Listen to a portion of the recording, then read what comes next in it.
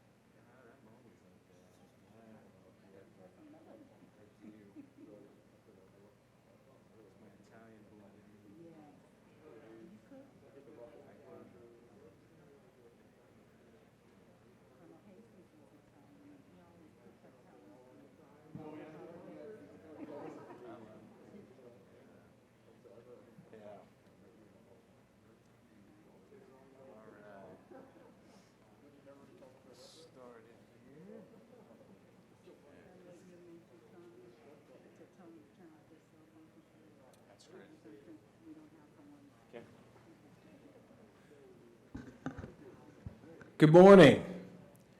Before we begin today's presentation, I'd like everybody just to double check, make sure that your cell phones are either in the silent or the off position. Well, welcome to the next edition of the Commandant Speaker Series.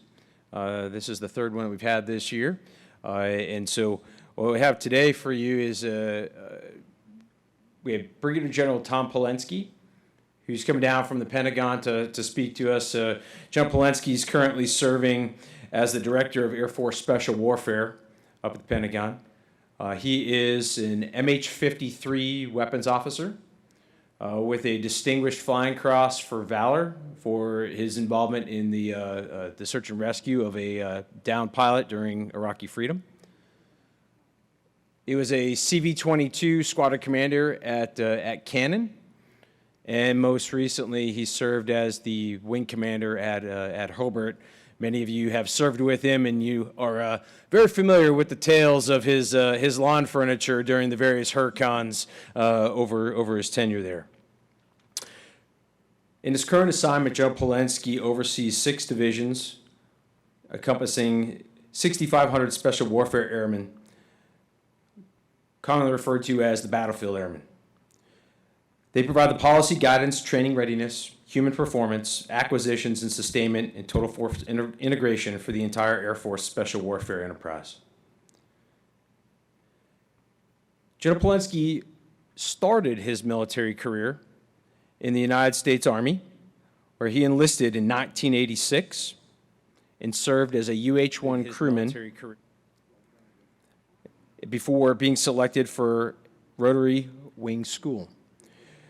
He was a student pilot at Fort Rucker and then transitioned to be an instructor in the UH-1 and the UH-60 before attending OTS here at Maxwell in 1995. As I mentioned, he flew the MH-60, the MH-53, where he was a weapons officer, was a CV-22 pilot, accumulating over 3,500 hours. He's commanded at the squadron, wing, in the combined Joint Special Operations Air Component level. And he has recently served as the Senior Military Assistant to the Acting Secretary of the Air Force.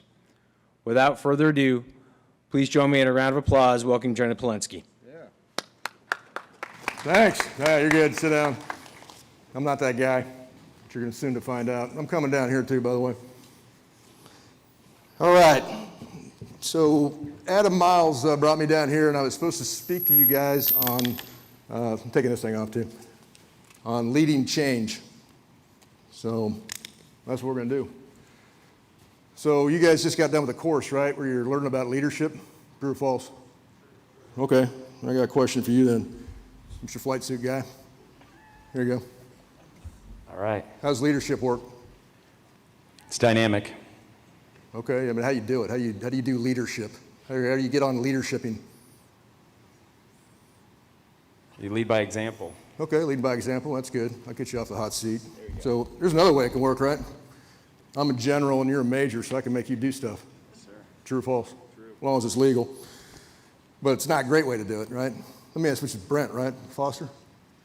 You married? Yes, sir. Got any kids? 6. 6 kids, holy cow, 6 kids. Nicely done. You got a basketball team and a spare player on the bench.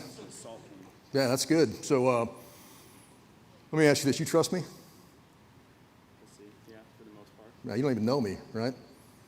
So where your parents grow up at? Where they at? Yeah, Washington State. Washington State, okay, that's pretty nice. You go to college there? I did. Washington, so you an ROTC guy? I am. Okay, there's a chance that I may know from this short conversation about you than your last supervisor did. True or false? True. So let me tell you how I think leadership works, since we're starting with the leadership and the change piece. I mean, the first thing you got to do is you got to get to know the people, right?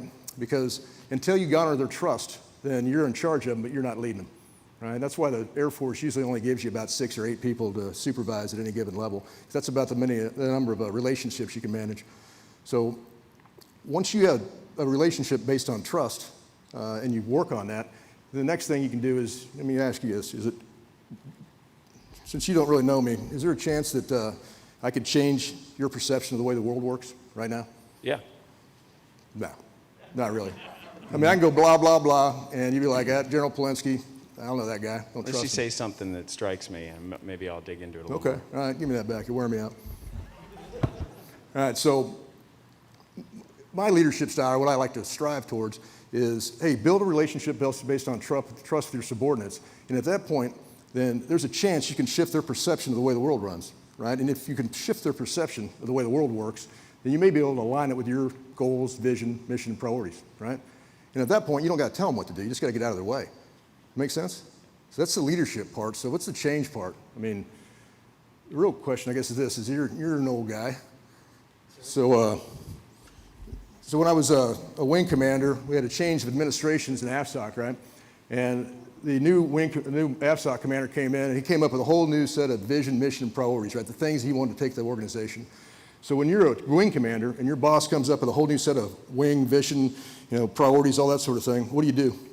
Nest yours underneath it. Do what? You nest your vision, mission, and priorities underneath your bosses. So what you're saying is you go through and you get like a bunch of chiefs and the other colonels together. Maybe you go to a conference center for 3 or 4 days and you chew on what the boss just put out, and you see if you can like tweak the words a little bit, but not so much to change the meaning, and just, do that kind of thing and kind of morph it into your thing, right? Yes, sir. Okay, so I didn't do that because the whole thing wears me out, quite honestly. What I did, give me that back. What I did is I just took the boss's vision, mission, and priorities and just used them exactly the same word for word. Saved me 3 days of talking about stuff I didn't want to do anyway. All right? Plus, it's super clear. And then every speaking engagement that I had after that with the wing, and at the time I did probably about 100 commanders calls over the course of 2 years, I would just take, at the squadron level, I'll say, where are you from? Saudi Arabia. So I would figure out what Saudi Arabia is all about, and I'd align my talking points with my boss's vision, mission, and priorities, right?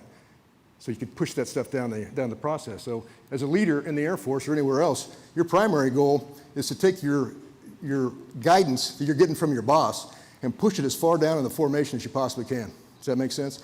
And then you preach it to your guys long enough at your level, and their expectation is to push that same message further down. It gets transmuted and confused a little bit along the way, but that's the job.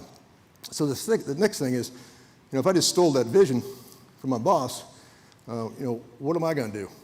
How do I change something that I want to change? The first thing you got to figure out is what do you want to change, right? And I fleeted up as the vice wing commander, and I was that for about a year and a half. So I was pretty comfortable with where the wing was. I was brought into all the conversations of the wing commander at the time, and I thought everything was perfect.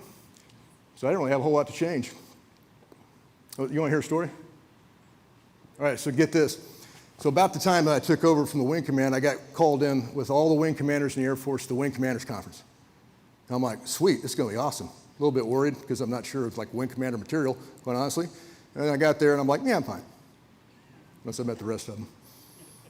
So at that point, General Goldfein at the time was preaching to us, and he said things like, hey, lead boldly, I got your back, right? Don't wait on us. Just get after doing stuff if you think it's right.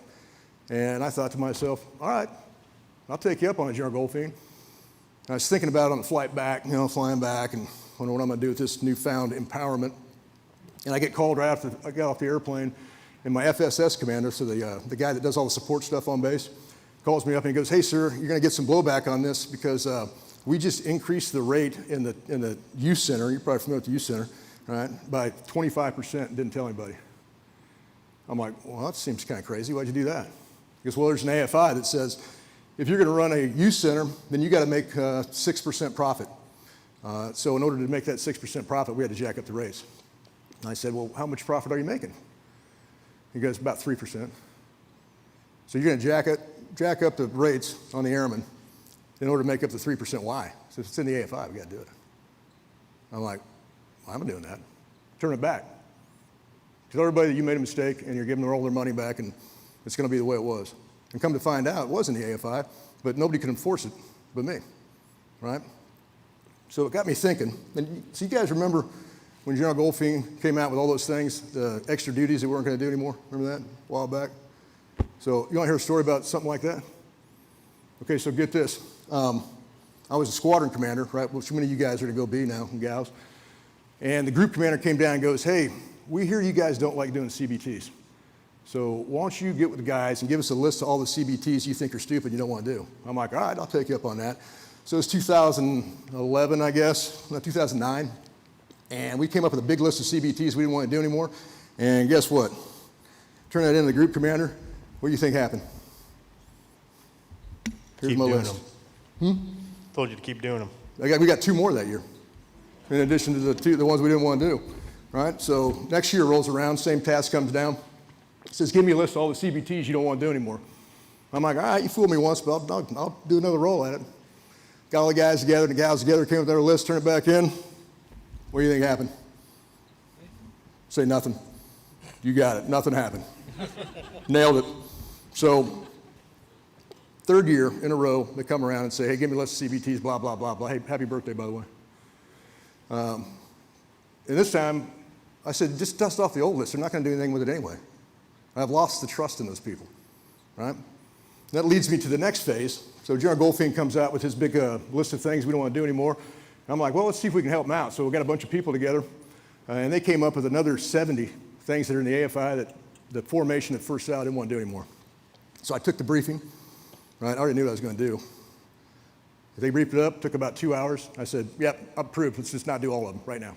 Write me up a memo and just articulate into the functionals, because this is kind of a war between the functionals and commanders. I'm a functional now, but there's tension between the stuff that's written down in AFI guidance, much of it's outdated, and the authority given under Title 10 for a commander, right? And at that point, I was commander. So I'm like, we're just not doing it. So I sent a memo out, right, articulating all the things we weren't going to do. I sent it up to the functionals. I put it in MIC-T, put that memo every place in the world, right, so I could be covered. And what I didn't do is I didn't tell my boss, the AFSOC commander. So what happened then was General Goldfein somehow got a hold of my memo, and he asked if he could send it out to every wing commander in the Air Force. And I said, General Goldfein, you can because you're General Goldfein, but I'd ask for a couple hours so I could brief my boss up on it. And he was actually pretty cool about it. So General Webb was pretty cool with it, so I didn't get much trouble. So then, along that same lines, it goes public. How many other wings you think called back to First Sal and said, hey man, give me your homework, show us what you did? All of them, sir? About 60, right? And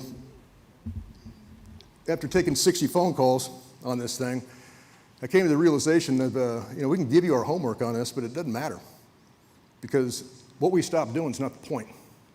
Right? The point is ensuring your people in your formation below you trust that if they put some work into something, you're actually going to do something with it. You understand what I mean? So the same thing kind of rolls around a few years later, and I'm sitting over at Afghanistan as the Siege of SOAC commander. And oh, by the way, I went out there on short notice, so let me ask you this. How much of the pre-deployment requirements do you think I did before I left? 0. 0%. You know, I got an airplane, showed up in Afghanistan, look, here I am, made it back. So General Mattis, or Secretary Mattis at the time, comes up and he goes, hey, we're going to take a review on all the pre-deployment requirements for the entire DOD, because we think it's out of hand. And I said, all right, we're going to help you out with that, General Mattis. So we got the U-28 guys together, and there's a million of them, because they're deploying the most at the time. And we're like, hey, take our 12-page pre-deployment checklist and line through everything you think's stupid. And they came back with a 4-page checklist. By the way, you got any idea where pre-deployment requirements come from? Any idea? From mistakes on deployments? Yeah, it's not just mistakes, but it's some staff guy. There's some staff dude in A1 somewhere, right, that generates these requirements, and because they put it on a piece of paper, every single airman in your formation have to do it, and every single Marine in your formation have to do it. Not checked by commander, no sanity check. So we came up and we published that, and by the way, it got leaked. I did ask General Webb, I did coordinate this time with General Webb so I didn't blindside him. I said, hey, General Webb, this is what we're going to do. He's like, it's fine, do it. So guess how many wings came back and asked for that information after it got leaked? Another 60? Yeah, about another 50 or something like that. And I'm telling you, what they don't get is we can give them all that information, but the end product is irrelevant. What it comes down to, if you want to change an organization, the first thing you have to do is you have to earn the trust of your people. And to do that, you have to actually execute some of the things that they decide to do. Right? If you're just a stuffed shirt up there that's following the AFIs, you're never going to get anywhere with these people.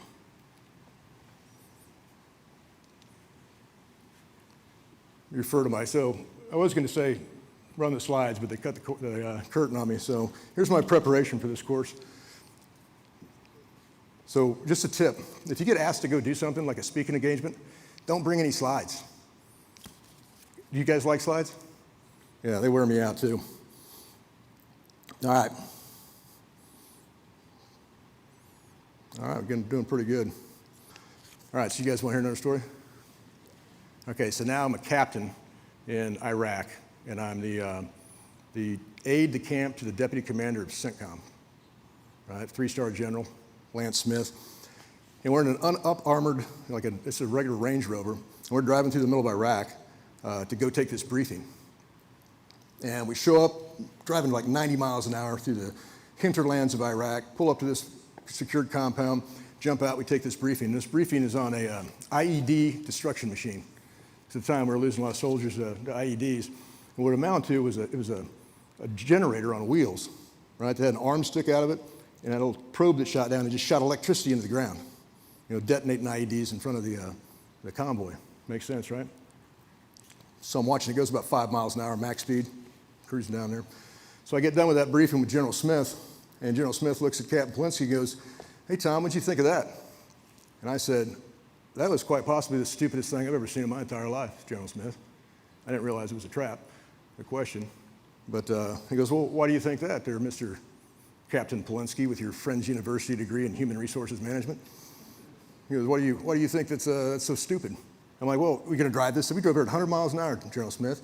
You're going to drive this thing at 5 miles an hour, shooting electricity in the ground. What about the Iraqi children? You're just going to fry the Iraqi children? The thing's ridiculous. And he goes, that's why you're an idiot, Tom. He goes, could you describe to me the next evolution of this technology? Or the evolution after that? That goes faster, gets better, gets smaller? I'm like, no, General Smith, I can't. He goes, that's why I didn't say something like that in a meeting. And what do you think would have happened if General Smith in that meeting goes, that's the stupidest thing I've ever seen. Probably would have killed it right then and there, right? So I learned something, and I'll share it with you. That was probably 15 years ago. So now, a technique that I use when leading change, because most of the good ideas come from the people that actually do the work. Someone comes to you with a good idea, or someone comes to me with a good idea. Now I always say this, that's an excellent idea, we should definitely do that. Every single time. 70% of the time I think it's a good idea. 30% of the time I think it's stupid, right? And what I've learned after doing this for about 15 years or so, 70% of it is a good idea. The 30% I thought was stupid, the person may not have been a master communicator, or maybe I'm just too stupid to share the vision that they have about this thing. And if you give an opportunity to run with it, then 25% of that 30%, not mathology, but you know what I mean, turns out to be a good idea. The 5%, you know what happens to the other 5%? So the 5% that's truly a terrible idea, what happens to that? It fails. They just quit doing it. I mean, my assessment is there's almost no risk to allow the people in your formation to get after whatever they think they want to get after. Because they're smart, and if they get after it and they determine that it's not going to work, they quit doing it on their own. They'll give them an opportunity to iterate. You know what I'm saying? Let me ask you this. So what are you going to do next? What's your AFSC? Is that comm or space or something? Yes, sir, it's comm. Comm, you can sit down. Yes, sir. All right, so you'd probably be a comm squadron commander then, right? Yes, sir, that's next. That's next for you? All right. You already know where you're going? Alconbury. Alconbury, nice. Yeah, England, you're lucky. Do you know how to make your comm squadron the best comm squadron in the history of comm squadrons? Isn't that what they're teaching us here? No. I'd argue that they're probably nudging you along that direction, but they not be teaching it. I'll give you my thoughts on it, all right? So if you want to have the most high-performing organization, regardless of what the AFSC is, regardless of what you're running, regardless if you're a Marine or a soldier or an airman, you only got to do three things. So the first thing you got to do is you got to make sure every single person in your formation believes in their heart that what they're doing is important, right? And that's your job as a commander, is to articulate, and you're not making this thing up. You don't walk around like a used car salesman and go, you have potential, and you have potential, and you have potential, and you're important, right? You can't do that because the people are smart enough to see through it, right? You have to do things like, well, you want to hear a story? Okay, so CV-22 over Sudan, right? 3 ship of them get lit up by ground fire, right? So the FE, first plane takes 108 rounds. The FE on the ramp with the 50 cal, a 7.62 round goes through the ramp and hits him just in his body armor, just below his throat. But the body armor catches it, right? Blows him to the back of the CV-22. He comes to, blood everywhere, fuel leaking out of the sky, right? He assesses the situation, realizes it's not his blood. There's a SEAL with an arterial bleed in his leg that's bleeding out on the ground. He gives a battle damage assessment to the guys up front and starts doing self-aid buddy care to the SEAL that's getting ready to bleed out, right? So I bring that point to you because when I talk about that, I talk about the medical group, right? Where did that CV-22 guy learn how to do a tourniquet correctly to save that SEAL's leg? It wasn't from a CV-22 guy. It wasn't a CV-22 schoolhouse. It was from the medical group people, right? That's the connection. And how about the aircrew flight equipment people that had his equipment perfectly aligned to save his life, so everything was in the right place, right? So you have to go through and you have to convince your team, regardless of what they're doing, of the criticality of the things that they're doing. Otherwise, you won't get buy-in. I mean, have you ever had to do stupid stuff? Have I ever done stupid stuff? Yeah, like been forced to do stupid stuff. Yes. Yeah, how do you feel about it? Bad. Yeah, you give it your all? No. Yeah, me neither. Yeah, a lot of people lie about that, but I'm glad you didn't. Men run stupid stuff. So that's the first thing. You got to make sure everybody in your formation understands that what they're doing is important. And the second thing is this. You got to give the opportunity for every single person in your formation to become the master of their craft, right? So they may not become the master of their craft, but you have to give them the opportunity to do that. So let's see here. Go back to this pilot over here. What do you do? I'm a helicopter pilot. Sweet. Yeah, that must be awesome. Huey pilot or? I'm a Pavehawk pilot. Pavehawk, 60 pilot, all right. So you keep that for a second. So how do you know as a Pavehawk pilot that you have attained the masterhood of your craft? How do you know? I think we just know, sir. So have you done it? Say again, I'm sorry. Have you mastered your craft? Always more to learn. Always more to learn. Yeah, that's good and humble. So I'll tell you, I'd suggest this, that General Kelly breaks down that door and says, hey, bring me Dashel. Balloon's going up in Korea. We need to have our #1 Hawk pilot on the line, getting ready to rescue guys getting shot down, right? So you get called to the fight at the time where your position or your skill set is the most critical. When that happens, you've mastered your craft, true or false? Yeah, so let me ask you this. You catch this guy over here. What's the #1 atmospherical thing in a squadron? What's the most important thing, that you can't, it's intangible, that you got to have in a squadron to make a good functioning squadron? Trust. Trust is good, yeah. And I would argue that the byproduct of that is also this, justice, right? Your organization has to be fully just.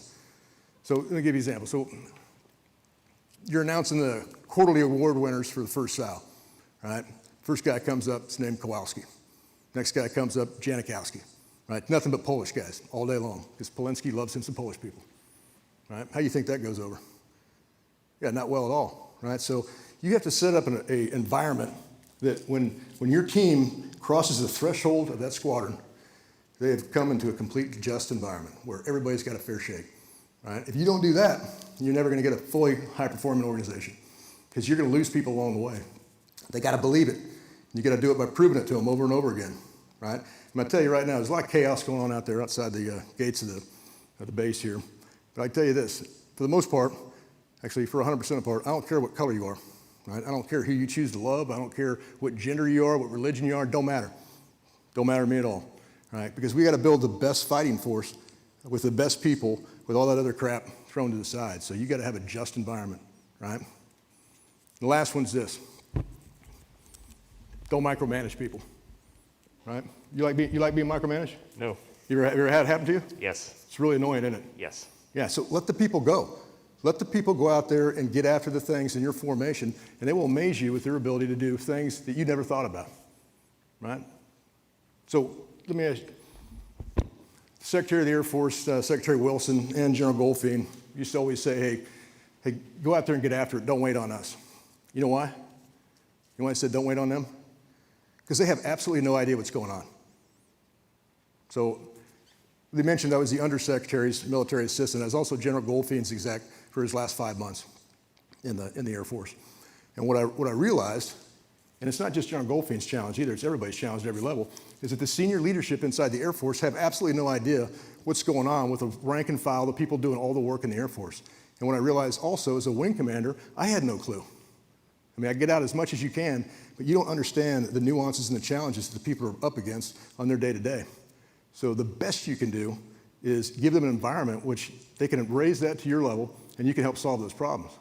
You know what I'm saying? I mean, that's the best thing you can do for our Air Force, is empower these people to get after it, to have them believe. And it took us, I think about 1.5 years of me echo chambering to the squadron commanders, hey, get after this thing. I got your back. There's nothing you can do that will upset me if you're just going after everything for the right reasons.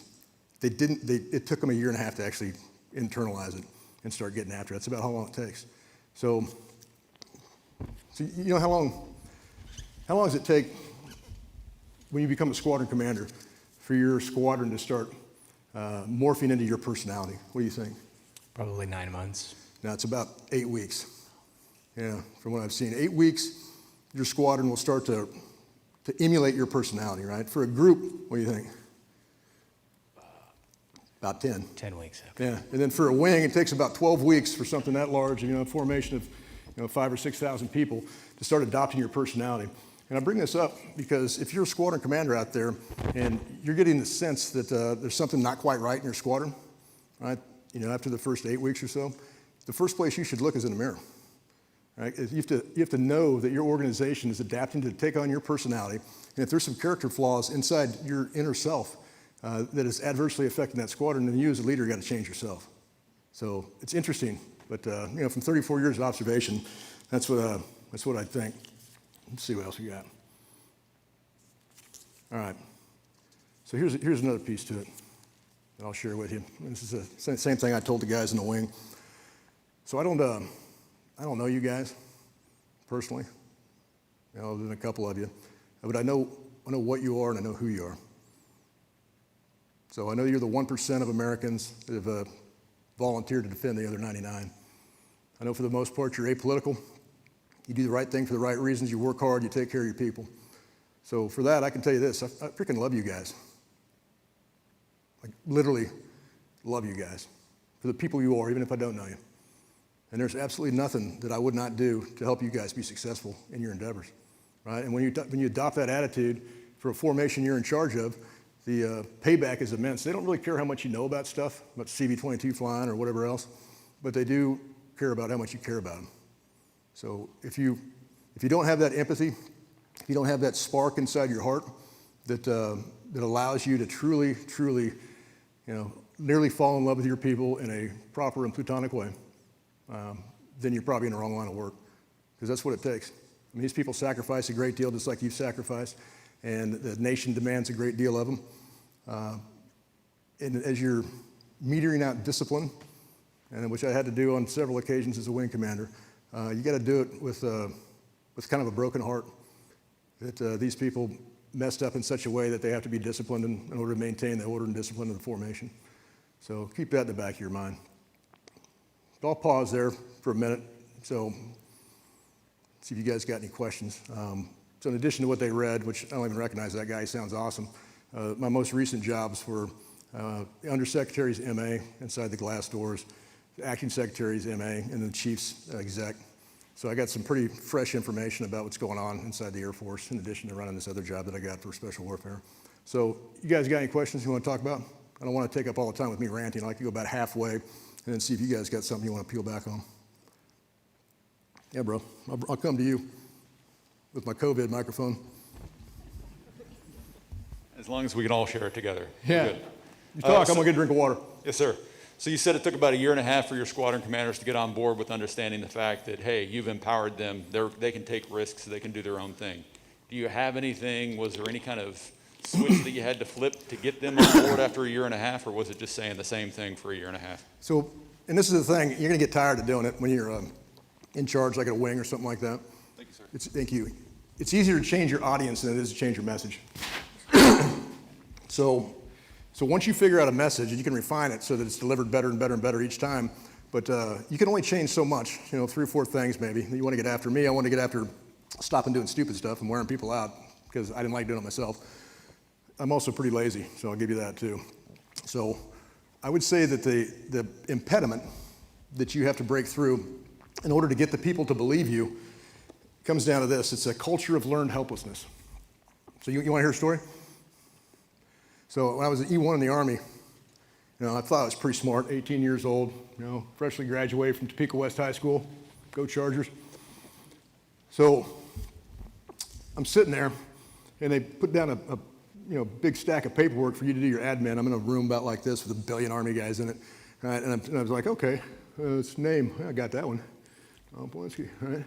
And then it's birth date, oh, know that one too, right? Crushing this test. All these questions they're asking me, right? And this corporal comes up to me and goes, what the hell are you doing? I'm like, well, I'm filling out this form, Corporal. He goes, you don't put pen to paper until we go block by block by block in the Army. You put that pen down, just wore me out in front of everybody. And I thought to myself, I can hate that guy, right? But that kind of behavior, that kind of pedantic type activities, it generates what I call a culture of learned helplessness inside your formation, where every airman out there thinks to themselves, I'm just going to comply with this because I have no ability to change my environment whatsoever. I just have to suffer through this thing, right? So if you can attack the trust piece, right, and the culture of learned helplessness, you may be able to accelerate that timeline. And it's a challenge. And then hopefully the next guy that comes along, or gal that comes along after you, picks up the mantle and continues to run the same direction so that you root out that culture of learned helplessness.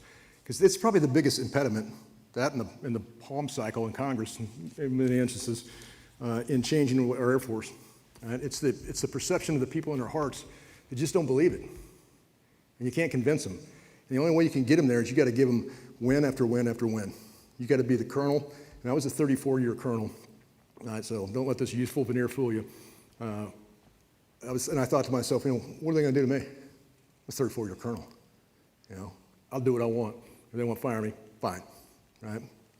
Fortunately, apparently they liked what I was doing because they didn't fire me. They promoted me, and no one was more surprised than me, right, about that whole deal. So that's what I would say. I'd say understand that the people are not resisting you because they're obstinate.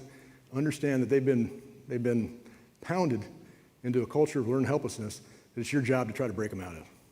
Does that make sense? It's critical. What else you guys want to talk about?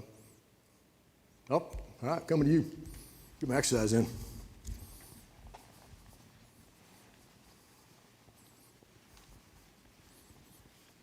Meet me halfway. Solid. Good on you. Sir, do you have any thoughts that you're willing to share regarding the recent firing of Secretary Esper? Yeah, I thought it was crazy. So I'm completely apolitical. I haven't voted in 25 years, right? Because I say that not to encourage you to do the same thing, but I was cued in early on at some of these jobs, at some of these levels. You're going to be surrounded with so many political people that sometimes it's best just to maintain absent and give that right up. And that's what I chose to do in order to make sure that when I'm having a conversation with a political person and they say, hey, what do you think about the election? I can say, I don't vote. I fight for whoever the American people put in charge of making sure our constitutional government stays alive. That's what I go fight for. Happy to do it either way. Doesn't matter to me, right? So the firing, and like I said, I'll tell you what I think. It just seems stupid to me. So the guy puts in his resignation papers 2 weeks prior, and then the big boss fires him publicly. I have to assume there's something going on there that I don't know, but from what I was privy to, it didn't make much sense. Probably not a great answer. I'm sure that President Trump wouldn't like me hearing say that, but it just doesn't make any sense to me. But that's political stuff. The good thing about being apolitical is that none of that stuff has to make any sense to you. You just have to accept the fact that it exists, that you have to coexist with many of these people. And what I learned, and I'll share with you, is that the politicals that are out there, they're all great people, believe it or not. In their heart, they're good Americans. They love the country, whether they're Democrats or Republicans. The friction sometimes that comes to bear between a military person, or military officer, and a political it's a different value system. So they've come through a process, just like you guys have come through, with your core values and teaching you things like, hey, when something goes really great for your formation, then talk about how great the guys and gals did that are in the formation. When something goes terrible in your formation, own it like you did it yourself, regardless of what happened. That kind of things that's ingrained inside a military mindset. The political class, they gain power and leverage and money, basically, by ensuring that the opposite thing happens, that when something truly great happens on their watch, they get full credit. And when something truly bad happens, then they are able to deflect it to somewhere else. So that disconnect in value system is where the kind of the rub is. But the broader question would be, how do you deal with civ-mil relations, especially in time of civil unrest and that sort of thing, right? That's a good question. So I watched General Goldfein kind of work through that. And what he said, when I asked him directly about it, I said, hey, sir, this is a lot of crazy stuff going on. How do you deal with it? He goes, well, when I was confirmed, General Goldfein, I'm paraphrasing, when I was confirmed, I was asked directly by the SAS, the Senate Armed Services Committee, will you give to this body your best military advice, even if it differs from the administration, right? Think so on? Yeah. So, and if you want the job, you have to say, yes, I will give you my best military advice, even if it differs from the administration. The politicals don't have to do that in their confirmation. They don't have to say, will you swear to accept the best military advice of the Chiefs of Staff and the Joint Chiefs of Staff? No. So our role is to unemotionally, unbiasedly give our best military advice and understand that the people that are in charge of us, truly in charge of us, the secretaries of the services and the Secretary of the Defense, they can take or leave our advice.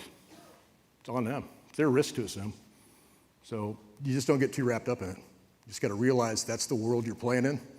And you go give the boss your best military advice, and he goes, thanks, I'm not doing it. We're doing something different. Salute smartly and drive on. That's the way it's got to work. That's the civilian control of the military. And I tell you this right now, because I know my inner self, my inner dark side, you don't want me in charge of the country. You don't want a guy like me in charge of the country, right? You want a guy like me supporting on the military side, but the way that people like us and people that are kind of think like me, we might be a little more draconian than what the flavor of the American people would desire. So it's perfectly appropriate that I'm where I'm at and they're where they're at. You guys got any other questions? I'll talk about anything. I'll tell you anything. The worst special operator in the world. Can't keep a secret. All right.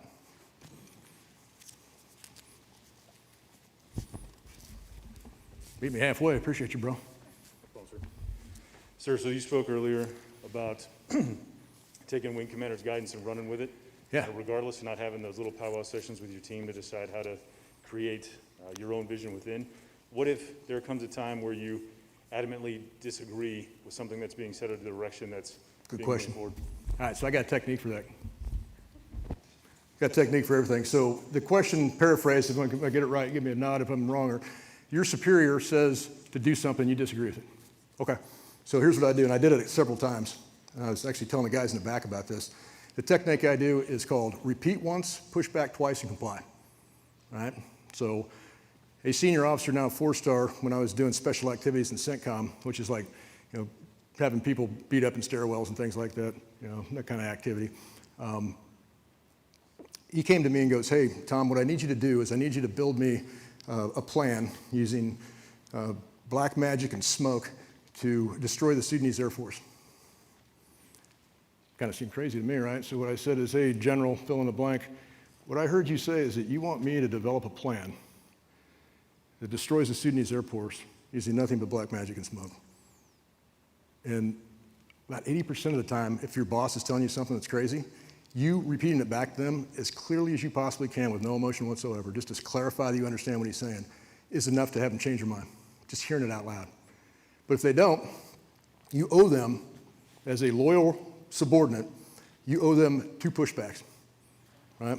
The first one would be, hey, hey, General, I'm not sure the black magic thing's real, so I'm not sure that is an effective strategy that's going to get us where we need to go. Maybe, I don't know. And smoke, maybe, but I'm pretty sure the black magic thing, boss. Now, Tom, black magic and smoke, Sudanese Air Force, get on. Okay? So you got to push back one more time. It gets uncomfortable, especially when you're dealing with a senior general. You're like, okay, boss, so just to be clear, you really think we can come up with a con op to destroy this for real? He's like, yeah, go do it. All right? Then you comply. Then you go develop a con op to destroy the Air Force using black magic and smoke to the best of your ability. And you do it when you get back down to your formation, to your guys that you work with, the gals you work with, building this con op. You don't go down there and go, hey, man, the old man's crazy. Old man says, do a con op using black, I don't know, put it in pride, it just seems stupid to me, whatever. That's called counterfeit leadership, right? You own it. You own your boss's task because you've done the right thing, and you go back there and you figure out a way. And you give him some COAs and you present back up. Maybe he takes them, maybe he doesn't, but you do the best you can do as honestly as you can within your heart supporting him, because here's the deal. These officers with increasingly higher levels of responsibility, they know a lot of stuff we don't know. Right? Their photo grande is photo grandeer than ours. Right? We can see this, and they can see all this stuff on the outside. So you got to trust that your boss. You got to have trust in him. You know, when I talked about the only way you can build a good organization is to gain the trust of your people. You owe that to your boss too. If you want to be a good supporter, if you want to be part of a high-performing organization, and part of that trust is when you clearly understand the task, even if you completely disagree with it, as long as it's legal, moral, then you go do it.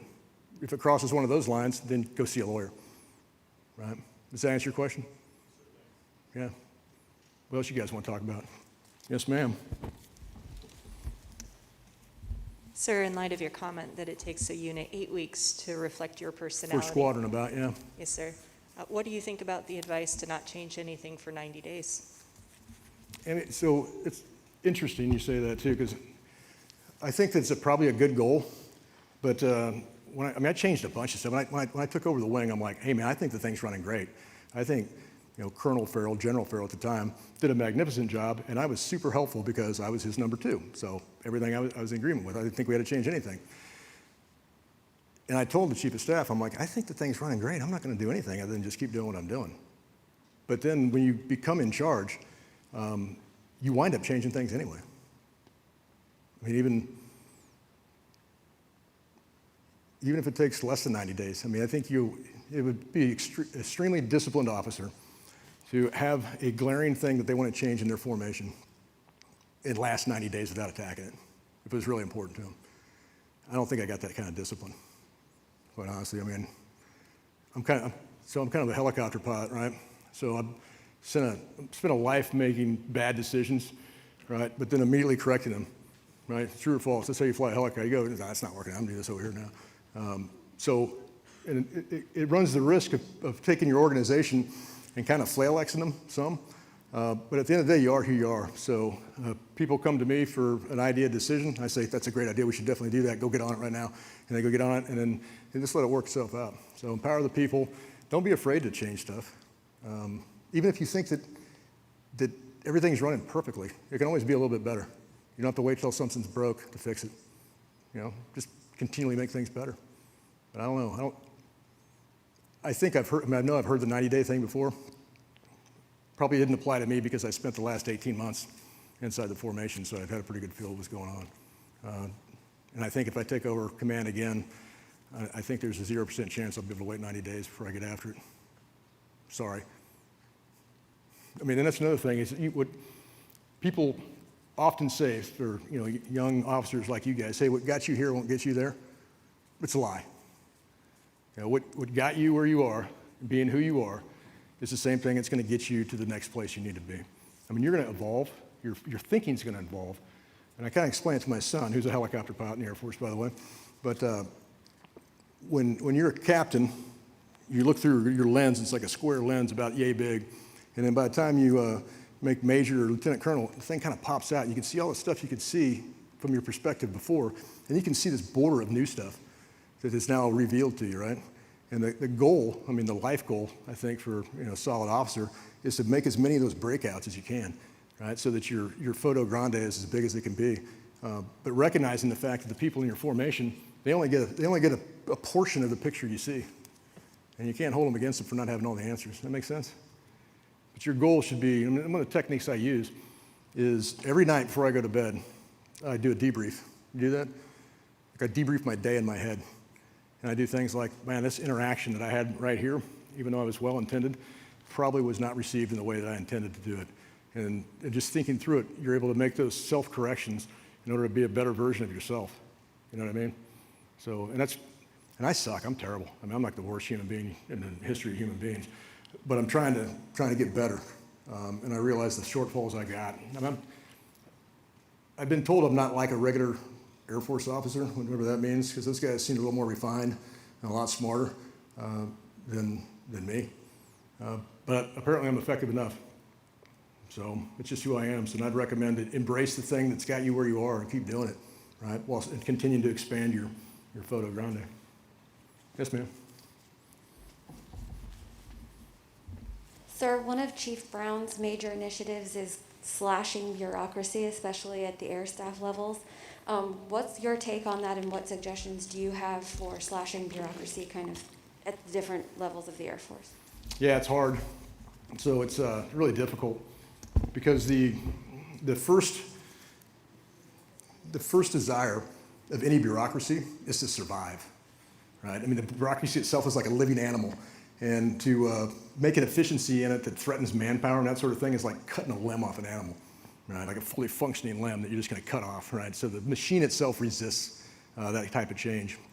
I think that we've learned in the COVID environment that either we're just as successful at home as we were in the office, because my formation's running fine, or maybe we got little enough work that we can do it with less people, right? And I'd say that the direction that General Brown's continuing to take from General Goldfein is trying to push the bureaucratic decisions down to the appropriate level. So there's still some decisions that have to be made. I mean, AFIs and the bureaucracy and the things that govern that, all they really are is the corporate memory of the institution that it tries to guard from making the same mistake twice. Right? That's the corporate memory. The problem is sometimes that memory is outpaced by technology and other things and then nobody goes back and like a law, nobody goes unlaws something. I'm going to rescind this law. I don't think it's ever happened. Just let it sit on the shelf forever. So that's the struggle. And I think that the champions of that struggle are going to be the commanders, you know, the people that actually understand what's going on. I think the effort itself is going to be a little bit challenging because the Air Force bureaucracy fits into the DoD bureaucracy and OSD, and it's got tentacles that goes out to other bureaucracies. To radically change it and restructure it may make it dysfunctional in some other way that it won't be able to communicate effectively, like for money for the OSD guys, or maybe it's plan stuff for the COCOMs. So it's a big challenge. I mean, one way you could do it is just cut all the staffs in half. Say, all right, now prioritize with your half of staff what you're going to do left, you know, what you're going to actually do, and then determine whether or not the stuff that's being left on the cutting room floor is worth saving or not. I mean, it's a pretty draconian measure, but it might work. I know, does that make sense? Or am I just rambling? Yes, ma'am. This is more fun than me ranting, don't you think? Plus slides. You want to see some slides?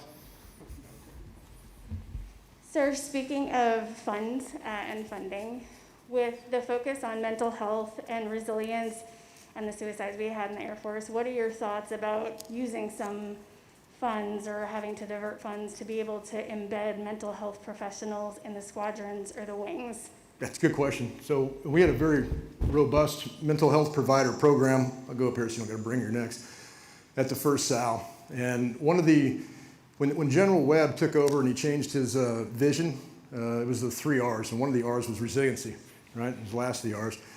And I think the mental health piece is probably something that you can never have too much of, right? But you might be able to have too much of. Because when I asked this, we had called the POTF program, the protection of the families in the force. I would ask the people, I'd say, how much POTFing can a POTF person do in a given POTF period? And what is the demand signal? I mean, how do I know when I've reached the appropriate capacity of POTFing or human healthing or whatever, you know? Explain to me that model, because I'm kind of a, you know, knuckle dragging helicopter guy. And I mean, they tried to, and I know we need mental health stuff, but I think of resiliency in a different way. You want to hear a story? All right, so I'm in New Orleans, right? You know that place that they got like the beignet things with the powder all over. You know what I'm talking about? You know, yeah, that's it. Yeah, and then right next to that, there's like a square with a bunch of terrible art that's in it that they want you to buy, and then like a museum. You know what I'm talking about? So I'm in this museum with my wife, right? And I'm walking along, and my wife likes to go to a museum, and she likes to go like this. I'm gonna read every single card, and I'm gonna read every word of every card in this thing, and I'm gonna read everything on this thing, right? And that's about the pace she goes through. And I like to go through a museum like this. I'm like, that's a watch, that's a stick of some sort, and then I go back here, but I'm in New Orleans, and my wife's clear back here, so I'm coming back because I gotta be a good husband and hang out with my wife, right? And I'm standing there, you know, it's kind of mind-numbing. I look down, and there's a like a board on Katrina, the hurricane, right? And it had the definition of resiliency. And it was, you know, if you're here and you get knocked over here, it's a measure of time on how fast you can get to here. So resiliency is kind of quantified in your status quo. You get knocked off kilter for some reason, you know, bad life event. How long till you get back to where you are, right? So the way I thought about resiliency was a little bit different than the mental health piece. Is that I'd say this: there's some like super weird people in the Air Force. True or false? You gotta get a head nod on that.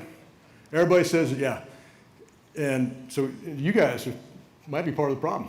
I don't know, but if we all agree that there's some super weird people in the Air Force, so my resiliency plan is this: hey man, let's find the ones that are weird in the same way. Let's get them together. You know what I mean? Let's just build cohorts inside the Air Force, inside the wing, of people that are like-minded that get together, because in my estimation, the resiliency thing, the way you become more resilient is you have more identities. So you're like Sybil with multiple personalities, right? So I have one identity now, where I'm a staff officer on the air staff as a brigadier general, right? I got another one with my 55th SOS bros that I'm gonna go on vacay with here when I get done with this, and hang out in the Smoky Mountains and tell little war stories. So that's another one. I've got an identity with my spouse as a wife. I got identity with each of my kids as as their father.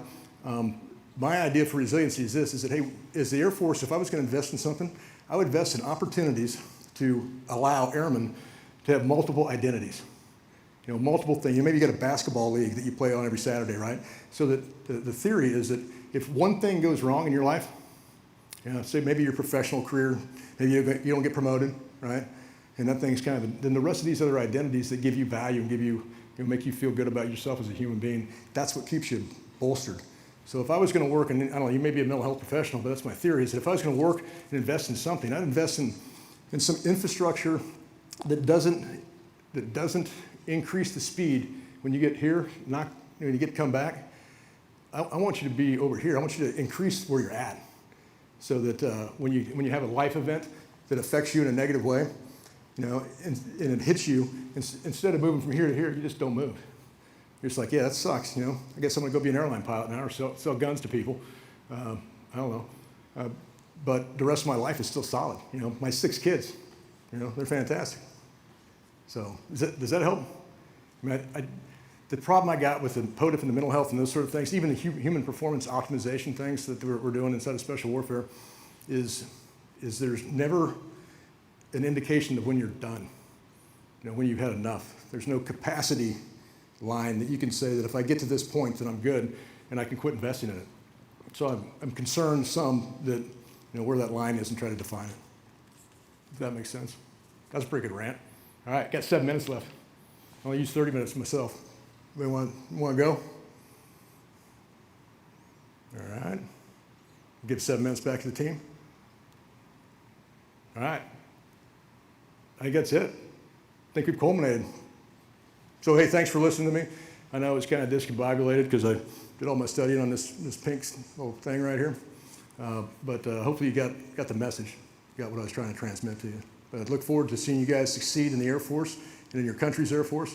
And I look forward to working alongside you guys, you know, protecting the greatest country on the planet, which this country definitely is. So thank you. You're good. Good. Mill about.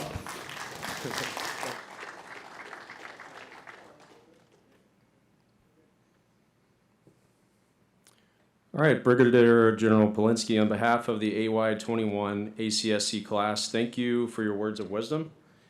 As a token of gratitude, I'll present the AY-21 class coin. All right, cool. Oh, yeah, it's COVID-free, right? Okay. So as a token of gratitude, I'll give you one for my last job. Good seeing you. All right, thanks, guys.